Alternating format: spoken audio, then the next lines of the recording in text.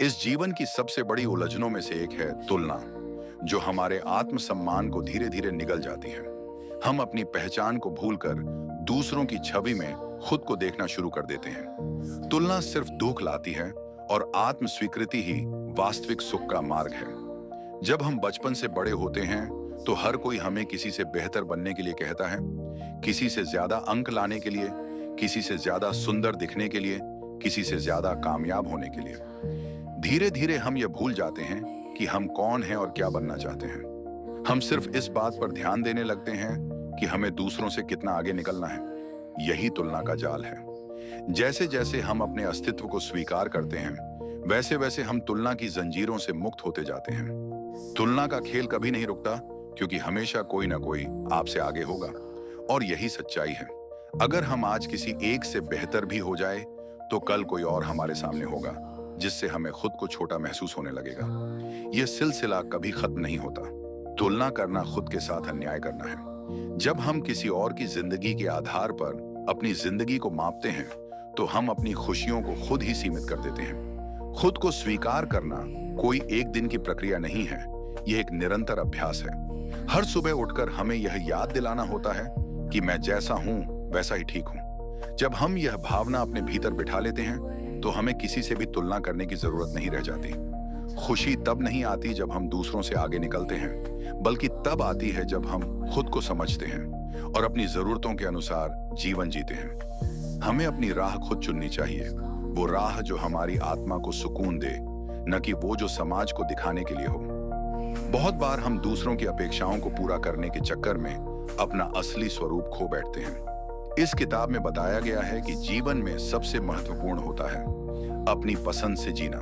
जब हम अपनी जिंदगी की बागडोर अपने हाथ में लेते हैं, तभी हम सही मायनों में स्वतंत्र होते हैं। कैसे कुछ लोग समाज के मानकों से हटकर जीते हैं और फिर भी संतुष्ट रहते हैं। जैसे कोई व्यक्ति कम कमाई करके भी खुश है, क्योंकि वह अपना पसंदीदा काम कर रहा है। वहीं दूसरा व्यक्ति लाखों कमाकर भी बेचैन है, क्योंकि वह सिर्फ दूसरों की अपेक्षाओं को निभा रहा है। ये उदाहरण हमें यह सोचने पर मजबूर कर देते हैं कि आखिर किसका जीवन बेहतर है।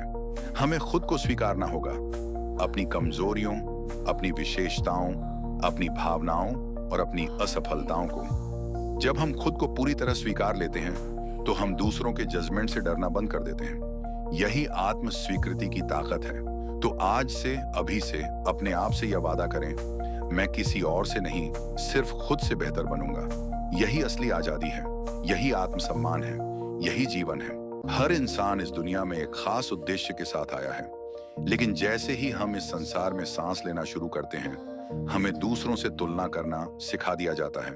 कभी भाई से, कभी पड़ोसी से, कभी समाज के बनाए हुए आदर्श से। धीरे धीरे हम अपनी मौलिकता को खोने लगते हैं। हम खुद से दूर होते जाते हैं और दूसरों के नक्शे कदम पर चलने लगते हैं। क्या आपने कभी गौर किया है कि जो लोग वास्तव में चमकते हैं, वो भीड़ का हिस्सा नहीं होते। वो खुद की आग से रोशनी फैलाते हैं। उनकी राहें शायद आसान नहीं रही हों, लेकिन उन्होंने अपनी राह खुद बनाई। और यह सब शुरू होता है एक निर्णय से, खुद को अपनाने के निर्णय से। हमारी यात्रा अक्सर दूसरों के नक्शों पर चलने से शुरू होती है। बचपन से ही जब हमें बताया जाता है कि देखो, वो बच्चा कितना अच्छा पढ़ता है, या वो लड़की कितनी आज्ञाकारी है, तब हमारे अंदर एक गहराई से सवाल जन्म लेता है, क्या मैं वैसा क्यों नहीं हूं? उस सवाल का बोझ हमारे अंदर पलता है और धीरे धीरे हम खुद से हटकर किसी और की तरह बनने की होड़ में लग जाते हैं। हर बार जब आप खुद की तुलना किसी और से करते हैं, आप अपने अंदर की रोशनी को थोड़ा थोड़ा बुझाते जाते हैं। तुलना एक ऐसा झर है जो धीरे धीरे आत्मा की आवाज को चुप कर देता है।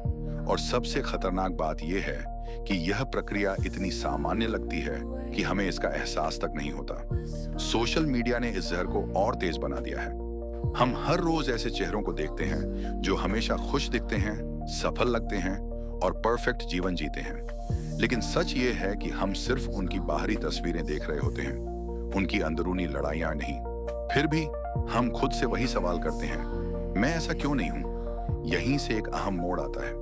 क्या हम हमेशा दूसरों के मानकों पर खुद को नापते रहेंगे, या फिर अब वक्त आ गया है कि हम खुद से एक सच्चा, गहरा रिश्ता बनाएं, जिसमें तुलना ना हो, बस स्वीकृति हो। खुद को अपनाने का पहला कदम होता है तुलना करना बंद करना।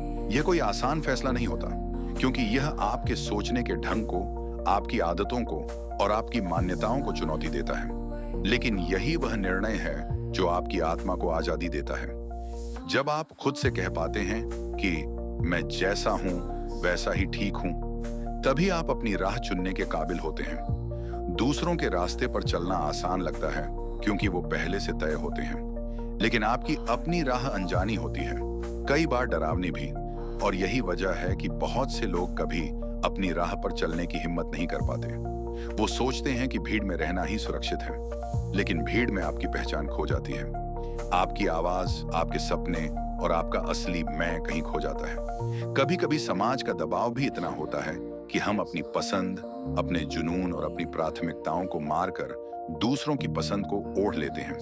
हम डॉक्टर बनते हैं क्योंकि परिवार चाहता है, हम शादी करते हैं क्योंकि उम्र हो गई है, हम नौकरी करते हैं क्योंकि समाज कहता है स्टेबिलिटी जरूरी है। लेकिन कोई ये नहीं पूछता कि क्या आप खुश हैं। और सबसे जरूरी बात, हम खुद से भी ये सवाल पूछना भूल जाते हैं। हर किसी की मंजिल अलग होती है।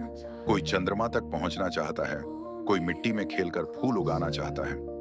लेकिन अगर एक किसान खुद की तुलना एक एस्ट्रोनॉट से करने लगे, तो वो अपने खेत को ही झर बना देगा। ठीक वैसे ही अगर हम खुद को दूसरों की नजरों से देखने लगे, तो हम अपनी आत्मा को ही घायल कर देंगे। आपका जीवन आपकी कहानी है, और हर कहानी में ट्विस्ट, संघर्ष और अलग मोड़ होते हैं। लेकिन अगर आप स्क्रिप्ट किसी और से लिखवाते रहेंगे, तो कहानी कभी आपकी नहीं होगी। इसलिए जरूरी है कि आप अपने अनुभवों से सीखें, अपनी गलतियों से निखरें और खुद के लिए खड़े हों।